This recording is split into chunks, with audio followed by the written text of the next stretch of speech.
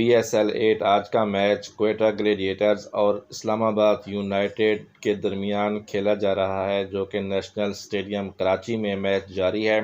Islamabad United ने toss जीतकर पहले बैटिंग करने का फैसला किया, जो कि फ़िलहाल यही लग रहा है कि फ़ैसला दुरुस्त साबित हुआ, क्योंकि आसिफ अली और आज़म खान ने जिस तरह जारहाना बैटिंग करते हुए 220 रन बनाए, जो कि क्वेटा ग्लेडिएटर्स को बहुत बड़ा टारगेट दिया है।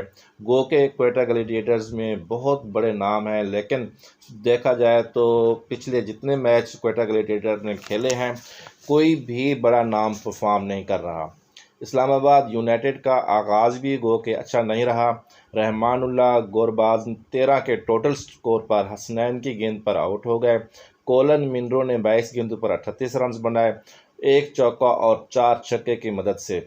रेसिवान भी आज नहीं चल सके, वो 4 गेंद खेलकर एक स्कोर बना सके। शादाब खान ने 14 गेंदें खेलकर 12 रन बनाए।